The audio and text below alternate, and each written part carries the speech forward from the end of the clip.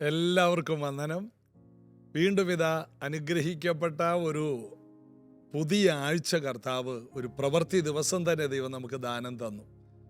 നമ്മൾ കഴിഞ്ഞ ദിവസം കിടന്നുറങ്ങി, രാവിലെ ഉണരുവാനും ഓർമ്മശക്തിയോടെ ആരോഗ്യത്തോടെ എഴുന്നേൽക്കാനും കർത്താവ് കൃപ തന്നു. ദൈവത്തിൻ്റെ വിശ്വസ്തതയല്ലേ നമ്മൾ അനുഭവിക്കുന്നത്. എല്ലാറ്റിനും വേണ്ടി എല്ലായ്പ്പോഴും സ്തോത്രം ചെയ്യണം. ഇതല്ലയോ നിങ്ങളെക്കുറിച്ച് ക്രിസ്തുവേശുവിൽ ദൈവേഷ്ടം. ഇനിയും നമ്മൾ ജീവിതത്തെ നേരിടാൻ പോവുകയാണ്. പ്രാർത്ഥനയില്ലാതെ, ദൈവവചനമില്ലാതെ എങ്ങനെ നമുക്ക് ജീവിക്കാൻ കഴിയും? ഇങ്ങനൊരു കോട്ടുണ്ട്: ചത്ത മീൻ ഒഴുക്കിനൊപ്പം ഒഴുകിപ്പോകുമെന്ന്. എന്നാൽ ജീവനുള്ള മീനോ ഒഴുക്കിനെതിരെ നീന്തും. ഈ മലമ്പ്രദേശങ്ങളിൽ ചെല്ലുമ്പോൾ ഈ വെള്ളം ഇങ്ങനെ കുത്തി ഒഴുകുന്ന ആറുകളുണ്ട്. അവിടുത്തെ മീനുകളെ ശ്രദ്ധിച്ചാൽ വളരെ വേഗതയുള്ള മീനാണ്, വളരെ കരുത്തുള്ള മീനാണ്. ആ വലിയ ഒഴുക്കിലും ആ സ്ഥലം വിട്ടു പോകാതെ പിടിച്ചു നിൽക്കുന്ന പാർട്ടികൾ. അവരങ്ങനെ ജനിച്ചിരിക്കുകയാണ് ആ സ്ഥലത്തിന് വേണ്ടി, ആ ഒഴുക്കിൽ. എന്നാൽ മറ്റ് നദികൾ, പുഴകൾ, അവിടെയുള്ള മീനുകൾ ആ സാഹചര്യത്തെ അതിജീവിക്കാൻ പറ്റിയ ആൾക്കാരാണ്. എല്ലാവർക്കും അവരവരുടെ സാഹചര്യങ്ങൾ വലുതാണ്. എന്നാൽ കടലിലെ മീനുകളോ അതും വ്യത്യസ്തമാണ്. സാൽമൺ എന്ന് പറയുന്ന മീൻ വളരെ രുചിയുള്ള മീനാണ്, വളരെ വിലയുള്ള മീനാണ്. യൂറോപ്യൻ രാജ്യങ്ങളിൽ ചെന്നാൽ സാൽമൺ എന്ന് പറയുന്നത്, നമ്മളൊക്കെ അവിടെ ചെല്ലുമ്പോൾ അവർ ഏറ്റവും പ്രത്യേകമായിട്ട് നമുക്ക് മേടിച്ച് ഉണ്ടാക്കി തരുന്ന, കറി വെച്ച് തരുന്ന മീനുകളിൽ പ്രധാന മീനാണ് സാൽമൺ ഫിഷ്. വളരെ വിലയാണ്, ഒത്തിരി പൈസ കൊടുത്താണ് അവരത് വാങ്ങുന്നത്. എന്തുകൊണ്ട് ഇതിന് ഇത്രയും വിലയായി?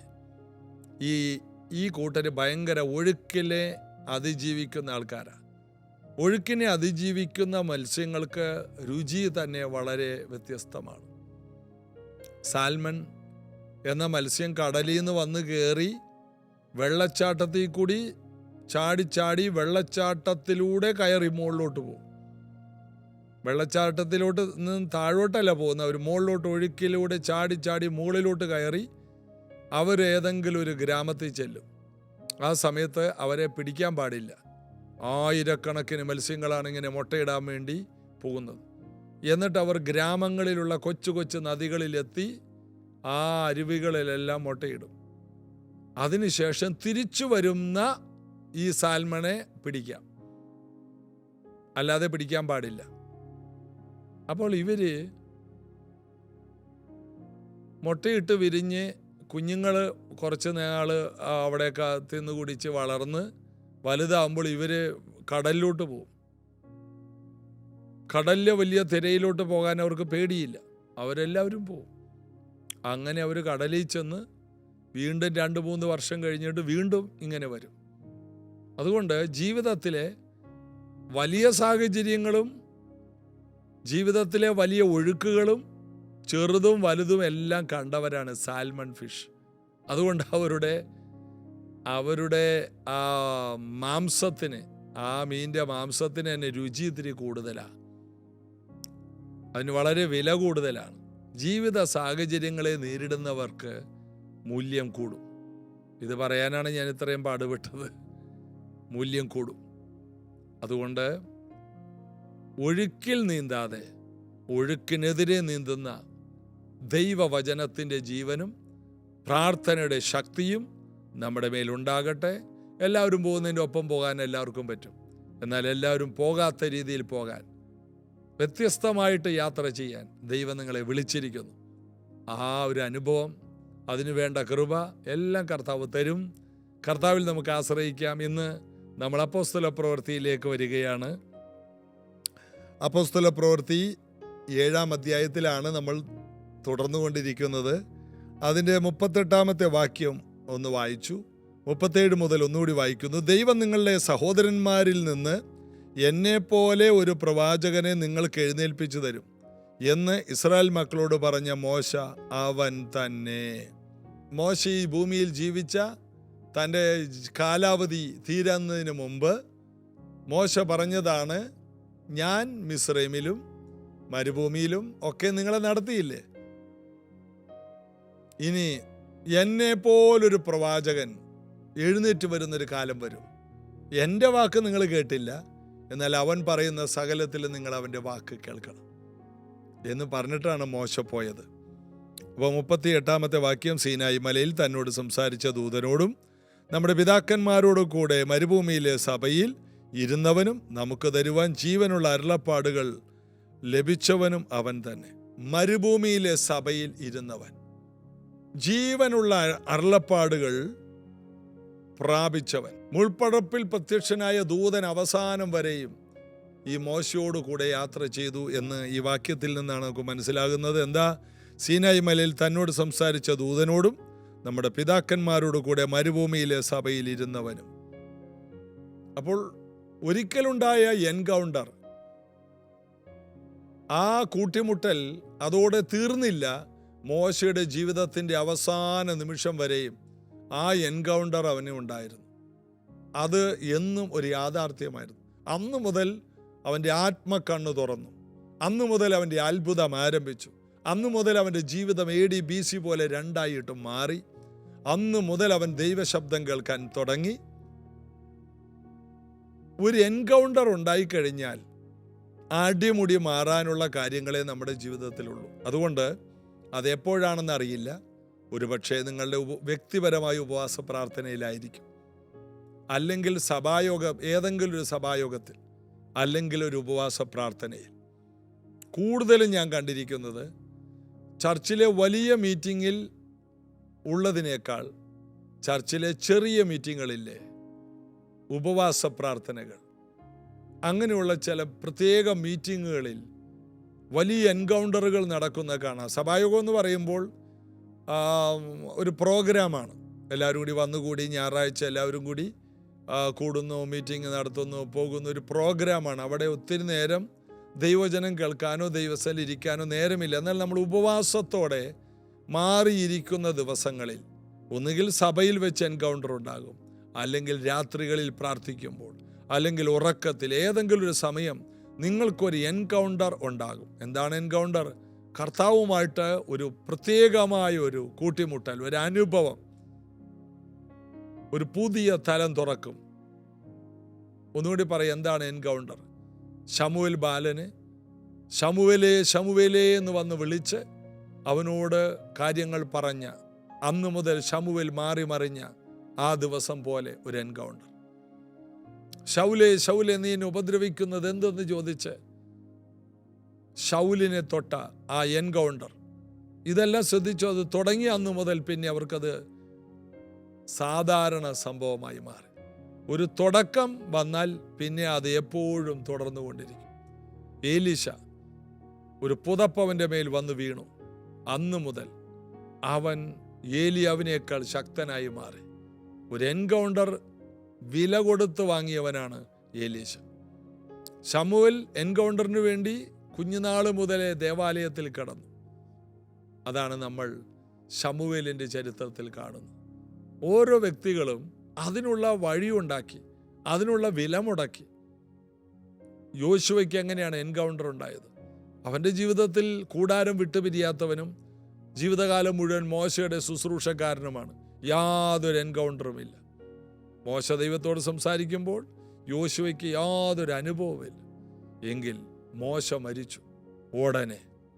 അപ്പോൾ സമയമായാൽ ചിലർക്ക് എൻകൗണ്ടർ ഉണ്ടാകും, വില മുടക്കിയാൽ ചിലർക്ക് എൻകൗണ്ടർ ഉണ്ടാകും.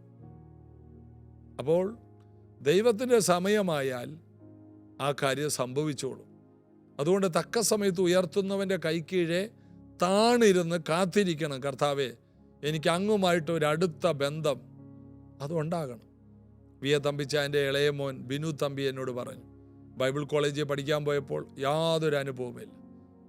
ഒരു പെന്തിക്കോസ് പാസ്റ്ററിൻ്റെ മകനായിട്ട് ജനിച്ചതുകൊണ്ട് യാതൊരു അനുഭവമില്ല. ആയിരക്കണക്കിന് പാസ്റ്റർമാരെയും മീറ്റിങ്ങിനെയും പങ്കെടുത്തിട്ടും യാതൊരു അനുഭവമില്ല. എന്നാൽ ഒരു ദിവസം എനിക്കൊരു എൻകൗണ്ടർ ഉണ്ടായി. ഓസ്ട്രേലിയയിൽ വെച്ച് എനിക്കൊരു എൻകൗണ്ടർ ഉണ്ടായി. ബൈബിൾ സ്കൂളിൽ പഠിച്ചപ്പോഴല്ല. അപ്പോൾ നമ്മൾ അറിയുന്നില്ല ഏത് ദിവസമാണ് നമ്മുടെ ജീവിതത്തെ മാറ്റി മറിക്കാൻ പോകുന്നത്. ഇന്ന് ബിനു തമ്പി എത്രയോ ആയിരങ്ങൾക്ക് ഒരു അനുഗ്രഹമായി കൽക്കട്ട പട്ടണത്തിൽ വലിയ ശക്തമായ സുവിശേഷത്തിന് കാരണമായി മാറി. ആരെയും ആശ്രയിക്കാതെ കൽക്കട്ടയിലെ എയ്ഡ്സ് രോഗികളെയെല്ലാം ശുശ്രൂഷിക്കാനും അവിടുത്തെ എയ്ഡ്സ് ബാധിച്ച രോഗികളുടെ അവർ മരിച്ചപ്പോൾ അവരുടെ കുഞ്ഞുങ്ങളെ, എയ്ഡ്സ് ബാധിച്ച കുഞ്ഞുങ്ങളെ ഏറ്റെടുത്ത് വളർത്താനും ഒക്കെയും ആരുടെയും കണ്ടുപഠിച്ചതല്ല. അവരുടെ അപ്പനോ അമ്മയോ അത് ചെയ്തിട്ടില്ല. എന്നാൽ ഒരു എൻകൗണ്ടറാണ് ബിനു തമ്പിയെ കൊണ്ട് ഇതെല്ലാം ചെയ്യിച്ചത്. വ്യക്തിപരമായി ദൈവവുമായിട്ട് ഒരു കൂട്ടിമുട്ടലില്ലാതെ ആർക്കും ഒരു പുതിയ തലം തുറന്നു വരില്ല. ഇതാ മോശയുടെ ജീവിതത്തിൽ ആ ദൂതനുമായി മോശയ്ക്ക് അവസാനം വരെ ബന്ധമുണ്ടായി. ഒരു എൻകൗണ്ടർ ആരംഭിച്ചാൽ അത് തുടർന്നുകൊണ്ടേയിരിക്കും. മരുഭൂമിയിലെ സഭയിൽ ഇരുന്നവനായിരുന്നു മോശ. നമുക്ക് തരുവാൻ ജീവനുള്ള അരുളപ്പാട് ലഭിച്ചവനും ഇവൻ തന്നെ. ജീവനുള്ള അരുളപ്പാടുകൾ മനുഷ്യർക്ക് കൊടുക്കുവാൻ കർത്താവിൽ നിന്ന് പ്രാപിച്ചവനായിരുന്നു മോശ. ഇത് തന്നെയാണ് 1 കൊരിന്ത്യർ 11:23 പൗലോസ് പറയുന്നത്. ഞാൻ കർത്താവിൽ നിന്ന് പ്രാപിക്കുകയും നിങ്ങൾ കേൾപ്പിച്ചു തരികയും ചെയ്തതെന്തെന്നാൽ. പ്രാപിക്കണം. ജീവനുള്ള അരുളപ്പാടുകളെ ദൈവവുമായി കൂടെ ഇരുന്ന് പ്രാപിച്ചിട്ട് ജനങ്ങൾക്ക് കൈമാറാൻ ദൈവമാക്കിയ പുരോഹിതവർഗമാണ് നാം. പുരോഹിതൻ ദൈവത്തിൻ്റെ അടുക്കൽ ചെന്നിട്ട് ദൈവത്തിന് വേണ്ടി മനുഷ്യനോട് കാര്യങ്ങൾ പറയുകയാണ്. അപ്പോൾ തന്നെ ദൈവത്തോടും മനുഷ്യൻ്റെ കാര്യം പറയുന്നു. ദൈവത്തോട് മനുഷ്യൻ്റെ കാര്യം പുരോഹിതൻ പറയുന്നു. എന്നാൽ ആ വ്യക്തി തന്നെ ഒരു പ്രവാചകനുമായി മാറാം. എന്താണ്? ദൈവത്തോട് പറയുക മാത്രമല്ല, ദൈവം പറയുന്നത് കേട്ട് മനുഷ്യനോട് പറയുന്നു.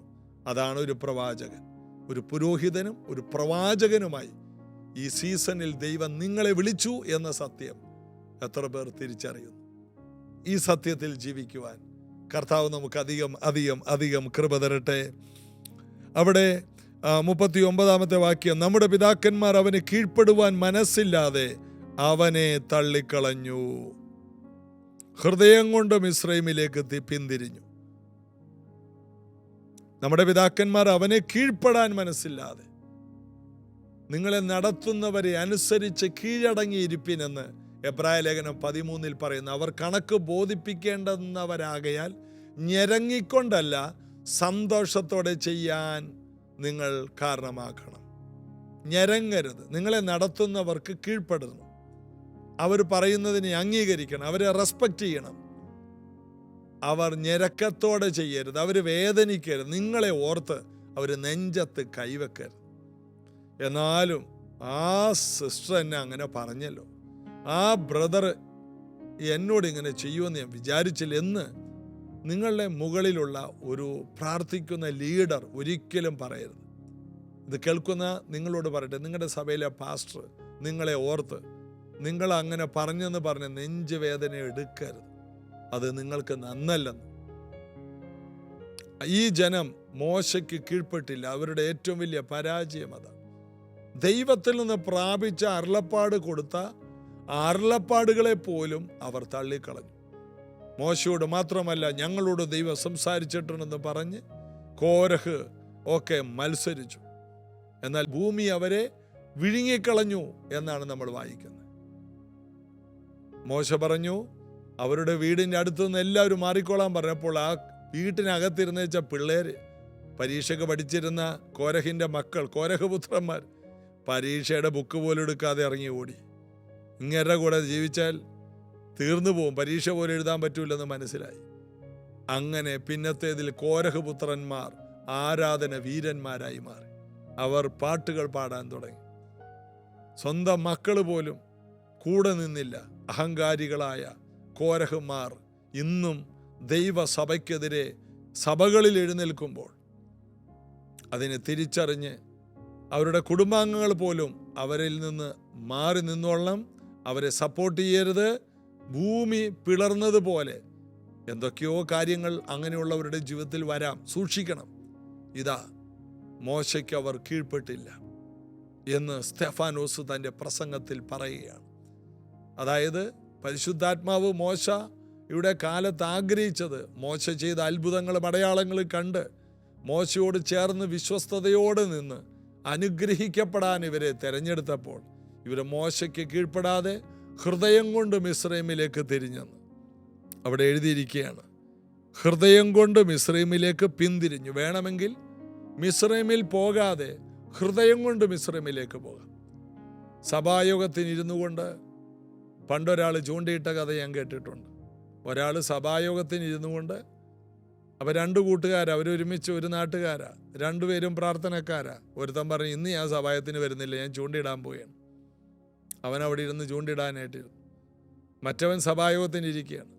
സഭായത്തിന് ഇരുന്നു കൊണ്ട് അവൻ ചിന്തിക്കുകയാണ്, ഇപ്പോൾ മറ്റവൻ ചൂണ്ട ഇന്ന സ്ഥലത്ത് ആ വളവിൽ ഇട്ട് കാണും, അവൻ ഇപ്പോൾ ഒരു കരിമീനെ പിടിച്ച് കാണും. അതൊക്കെയാണ് ഇവൻ്റെ സഭായോഗത്തിൽ ഇരിക്കുന്നവൻ്റെ തലക്കകത്ത്. ഇതാണ്. ചൂണ്ടിയിടുന്നവനോ അവനും അതുപോലെ തന്നെ. ഇപ്പോൾ 3-ാമത്തെ പാട്ട് കഴിഞ്ഞു, ഇനി സ്തോത്ര കാഴ്ചയാണ്. ഇപ്പോൾ പാസ്റ്റർ എഴുന്നേറ്റു. ഇന്നിപ്പോൾ പാസ്റ്റർ പ്രസംഗിച്ചു കൊണ്ടിരിക്കുകയാണ്. ഇങ്ങനെ ചൂണ്ടിയിടുന്നവൻ അവിടെ ഇരുന്നു കൊണ്ട് സഭായോഗത്തിലോട്ട് തിരിഞ്ഞു. സഭായോഗത്തിൽ ഇരുന്നവൻ ഇവിടെ ഇരുന്നു കൊണ്ട് ചൂണ്ടയിലേക്ക്, പുഴവക്കത്തേക്ക് തിരിഞ്ഞു. ഇങ്ങനെയൊക്കെ നമ്മുടെ ഹൃദയം കൊണ്ട് മനസ്സുകൊണ്ടൊക്കെ എത്ര ദൂരം വേണമെങ്കിലും സഞ്ചരിക്കാൻ കഴിയുമെന്നുള്ളത് ഒരു സത്യമാണ്. അപ്പോൾ ഹൃദയം കൊണ്ട് നാം ഒരു കാര്യം ചെയ്യണം. ഹൃദയം കൊണ്ടായിരിക്കണം നാം ദൈവത്തെ ആരാധിക്കേണ്ടത്. ഹൃദയം കൊണ്ട് ഒരു കാര്യം ചെയ്യാവൂ. എന്ത് ചെയ്താലും ആത്മാർത്ഥതയിൽ നിന്ന്. മനസ്സ് വേറൊരിടത്തും ശരീരം മാത്രം ഒരിടത്തും അല്ല. ശരീരവും മനസ്സും ആത്മാവും എല്ലാം ഒരേ സ്ഥലത്ത് ഒരുമിച്ച് കൂടി അങ്ങനെ നാം ദൈവത്തെ ആരാധിക്കണം. എന്ത് ചെയ്താലും ഹൃദയപൂർവ്വം അത് ചെയ്യണം. എന്ത് പറഞ്ഞാലും ഹൃദയപൂർവ്വം സത്യം സംസാരിക്കണമെന്ന് പറഞ്ഞ വാക്യം പോലെ എന്ത് ഹൃദയപൂർവ്വം ചെയ്യണം. ഒരു വീട്ടിലെ ജോലി പോലും മനസ്സില്ലാതെ ചെയ്യരുത്, ഹൃദയപൂർവ്വം ചെയ്ത് നോക്ക്. ഒരാളെ സഹായിക്കുന്നത് ഒരു അറപ്പ് പോലെ ചെയ്യല്ലേ, ദേഷ്യം പോലെ ചെയ്യല്ലേ, ഹൃദയം കൊണ്ടൊന്ന് ചെയ്തു നോക്ക്. ഒരു ജോലി അപ്പനും അമ്മയും ഏൽപ്പിച്ചത് കുഞ്ഞുങ്ങളെ ഹൃദയപൂർവ്വം ഒന്ന് ചെയ്തു നോക്ക്. അത് ഭയങ്കര ബലവും ശക്തിയുള്ളതുമാണ്. അപ്പോൾ പിശാച് നമ്മുടെ മനസ്സിനെ വേറൊരു സ്ഥലത്തേക്ക് കൊണ്ടുപോകും, പഴയതിലേക്ക് കൊണ്ടുപോകും. കുടുംബമായിട്ട് പാർക്കുന്ന ഭാര്യ ഭർത്താക്കന്മാർക്ക് അവർ ഇങ്ങനെ ചിന്തിക്കും, ഭാര്യ ഇങ്ങനെ ചിന്തിക്കും, ഇതിനേക്കാൾ നല്ലത് ആദ്യം വന്ന കല്യാണക്കാരിയാണ് ഭാര്യ. ഭർത്താവാണെങ്കിലും ഇവളെ കെട്ടിയ അന്ന് മുതലാണ്, ഞാൻ എൻ്റെ കൊച്ചുപ്രായത്തിൽ എൻ്റെ അപ്പൻ്റെ അമ്മയുടെ കൂടെ എങ്ങനെയായിരുന്നു, എന്ത് നന്നായിട്ടായിരുന്നു, അതും ചിന്തിച്ചുകൊണ്ടിരിക്കും. അപ്പോൾ ആദ്യം വന്ന കല്യാണാലോചന അല്ലെങ്കിൽ 5ാമത് വന്നത് അതങ്ങോട്ട് സെലക്ട് ചെയ്താൽ മതിയായിരുന്നു. ഇങ്ങനെ ഹൃദയം കൊണ്ട് പഴയതിലോട്ട് ഇപ്പോഴുള്ളതിനെ സംതൃപ്തിയോടെ കണ്ട് അതിന് സ്തോത്രം ചെയ്ത് അതിനെ അടുത്ത അളവിലേക്ക് വളർത്തിയെടുക്കാൻ ശ്രമിക്കാതെ ഹൃദയം കൊണ്ട് മാറിപ്പോകുന്നവർ, പിന്തിരിഞ്ഞു പോകുന്നവർ ഇന്ന് മടങ്ങി വരണം. ഇസ്രായേൽ മക്കൾ ചെയ്ത ഏറ്റവും വലിയ തെറ്റ്, അവർ ഹൃദയം കൊണ്ട് പഴയതിലേക്ക്, പഴയ അന്യാരാധനയിലേക്ക്, പഴയ പാപത്തിലേക്ക് പിന്തിരിഞ്ഞു. വിശ്വാസത്തിൽ വന്നിട്ട് രക്ഷിക്കപ്പെട്ട് സ്നാനപ്പെട്ടിട്ടും ഹൃദയം കൊണ്ട് ലോകത്തിലോട്ട് പോയവർ ഇന്ന് മടങ്ങി വരണം. കർത്താവിൽ ആശ്രയിക്കണം, കർത്താവിൽ ബലപ്പെടണം, കർത്താവിൽ ശക്തിപ്പെടണം. കർത്താവിൻ്റെ കൃപയെ കൂടുതൽ ശ്രേഷ്ഠമായി കാണാൻ യേശു കർത്താവ് നിങ്ങൾക്ക് അധികം കൃപ തരട്ടെ. നമുക്ക് ഒരുമിച്ചൊന്ന് പ്രാർത്ഥിക്കാം. സ്വർഗീയ പിതാവേ, ഇന്നീ കേൾക്കുന്ന ദൈവവചനങ്ങൾ ഈ മക്കളുടെ ജീവിതത്തിൽ വലിയൊരു അത്ഭുതമായി, വലിയൊരു അതിശയമായി, വലിയ സൗഖ്യമായി, വലിയൊരു മടങ്ങിവരവായി കാരണമായി തീരണമേ. വലിയൊരു എൻകൗണ്ടർ മോശയ്ക്കുണ്ടായതുപോലെ ഇത് കേൾക്കുന്ന എല്ലാവർക്കും പ്രത്യേകമായ ഒരു ദൈവിക ഇടപെടലുണ്ടാകട്ടെ. വ്യക്തിപരമായി കർത്താവെ അവരോട് അങ്ങ് സംസാരിക്കും. നേരിട്ട് അങ്ങ് ഓരോ വ്യക്തികളോട് സംസാരിക്കും. അങ്ങയുടെ ജനമാണ്. ഈ ജനങ്ങൾക്ക് എൻകൗണ്ടറുകൾ ഉണ്ടാകട്ടെ. യേശുവിൻ്റെ നാമത്തിൽ പഴയതിലേക്ക് ആരും പോകരുതേ. ദൈവം ഏൽപ്പിച്ച അധികാരങ്ങളിൽ വിശ്വസ്തയോടെ വിധേയപ്പെട്ട് നിന്ന് ഹൃദയപൂർവ്വം കർത്താവിനെ ആരാധിക്കുന്ന ഒരു ജനറേഷൻ യേശുവിൻ നാമത്തിൽ ഈ തിങ്കളാഴ്ച രാവിലെ മുതൽ എഴുന്നേറ്റ് വരട്ടെ. ഇവർ സൗഖ്യമാകട്ടെ. എല്ലാവിധ ബന്ധനങ്ങളും അഴിഞ്ഞു മാറട്ടെ. കൃപ കൊണ്ട് മൂടണം. ഞാനിവരെ അനുഗ്രഹിക്കും. യേശുവിൻ നാമത്തിൽ പിതാവേ, ആമേൻ. ഒത്തിരി നന്ദി, സന്തോഷം. ഈ ആഴ്ച മുതൽ വലിയൊരു ഷിഫ്റ്റ്, പ്രത്യേകിച്ച് ഓഗസ്റ്റ് മാസം ഒരു വലിയ ഷിഫ്റ്റിൻ്റെ മാസമെന്ന് പരിശുദ്ധാത്മാവ് പറഞ്ഞു. അതുപോലെ തന്നെ സംഭവിക്കും. കർത്താവിൽ നമുക്ക് ആശ്രയിക്കാം. എല്ലാ ദിവസവുമുള്ള പ്രൈസ് ജനറേഷൻ കൂട്ടായ്മയുടെ ജീസസ് എവരിഡേ എന്ന പ്രോഗ്രാം നിങ്ങൾ മറ്റുള്ളവർക്ക് ഷെയർ ചെയ്യണം. അവരും ആത്മീയമായി വളരട്ടെ. നമുക്ക് കർത്താവിൽ ബലപ്പെടാം. God bless you. ഉപയോഗിക്കണേ ഇനിയും എന്നെ ഉണർവിനാ, ഉപയോഗിക്കണേ ഉപയോഗിക്കണേ.